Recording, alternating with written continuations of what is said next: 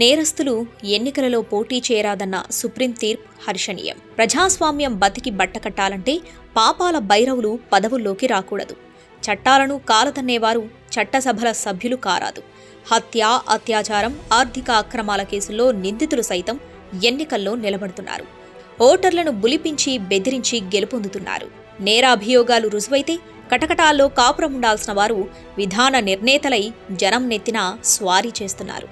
దేశవ్యాప్తంగా ఎంపీలు, ఎమ్మెల్యేలపై 2018 డిసెంబర్ నాటికి 4122 కేసులు పెండింగ్లో ఉన్నాయి. వాటి సంఖ్య నిరుడు నవంబర్ నాటికి 5175కు ఎగబాకింది. కేసుల విచారణ నత్తనడకన సాగుతూ ఉండటం నేరచరిత నేతలకు ఆయాచిత వరమవుతుంది. సామాన్య జనజీవితాలను చిన్నాభిన్నం చేసే రాక్షస రాజ్యాలకు అది ప్రాణం పోస్తుంది. నేరగ్రస్త రాజకీయాలను ప్రక్షాళించాల్సిన ఆవశ్యకతను కొన్నేళ్లుగా గుర్తు చేస్తున్న సుప్రీంకోర్టు మొన్న గురువారం కీలక తీర్పునిచ్చింది. ఎంపీలు, ఎమ్మెల్యేలు నిందితులైన కేసుల్లో విచారణలను చురకరెత్తించేందుకు హైకోర్టులో ప్రత్యేక ధర్మాసనాల ఏర్పాటుకు ఆదేశించింది.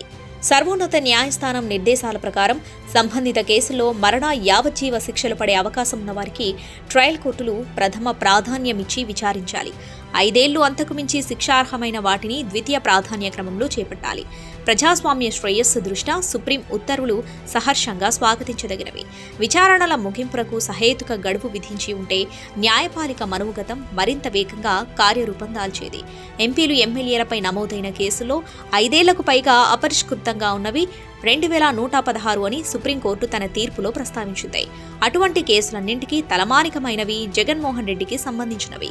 అవినీతి కేసులో 16 నెలల పాటు ఊచలు లెక్కపెట్టిన A1 జగన్కు బెయిలొచ్చి 10 ఏళ్లు దాటిపోయింది. దర్యాప్తు సాగుతున్న వాటిలో తీవ్రమైన నేరాలు దాక్కున్నాయి. కుట్రలు కూడా ప్రత్యేకంగానే ఉన్నాయంటూ లోగడ జగన్ కేసులో స్వయంగా CBIయే సుప్రీంకోర్టుకు నివేదించింది. జగన్మోహన్ రెడ్డి అక్రమాస్తుల వ్యవహారాలపై CBI 11, ED 9 చొప్పున అభియోగ పత్రాలు దాఖలు చేశాయి.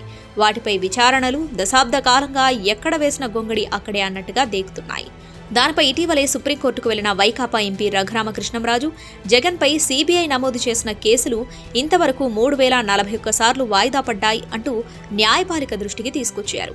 రఘురామకృష్ణంరాజు వ్యాజ్యంపై స్పందించిన సుప్రీం జగన్మోహన్ రెడ్డి కేసుల్లో అసాధారణ జాప్యానికి కారణమేంటో చెప్పాలంటూ CBIని నిగ్గదీసింది. ప్రజా ప్రయోజనాలు ఇమిడి ఉన్న దృష్ట్యా ప్రజాప్రతినిధులకు సంబంధించిన కేసుల్లో అనవసర వాయిదాలు వేయవద్దని కింది స్థాయి కోర్టులకు 3 ఏళ్ల క్రితమే సర్వోన్నత న్యాయస్థానం దిశానిర్దేశం చేసింది. ఆవేశకావేశాల కారణంగా ఒక హత్య జరగవచ్చు, కానీ ఆర్థిక నేరాలు అలాంటివి కావు. వ్యక్తిగత లాభం కోసం ఉద్దేశపూర్వకంగా ప్రణాళికతో చేసేవి. ఆర్థిక నేరగాలను కఠినంగా శిక్షించకపోతే మొత్తం సమాజమే అన్యాయమైపోతుంది అని గతంలో సాక్షాత్తు సుప్రీంకోర్టే స్పష్టం చేసింది. లోతైన కుట్రలతో కూడిన ఆర్థిక నేరాలు దేశ ఆర్థిక ఆరోగ్యానికి చాలా ప్రమాదకరమైనవని, వాటిని తీవ్రంగా పరిగణించాలని జగన్మోహన్ రెడ్డి కేసులోనే సుప్రీం 10 ఏళ్ల క్రితం వ్యాఖ్యానించింది. రఘురాం, భారతీ సిమెంట్స్, హిందూ, జగతి పబ్లికేషన్స్ తదితర కేసుల్లో నేర అభియోగాలు రుజువైతే జగన్కు గరిష్టంగా 7 ఏళ్ల వరకు జైలు శిక్ష పడవచ్చు. వాన్పిక్ కేసులోనైతే విచారణ పూర్తయి అభియోగాలు వాస్తవమని తేలితే జగన్మోహన్ రెడ్డికి యావజ్జీవ కారాగార శిక్ష పడే అవకాశం ఉంది.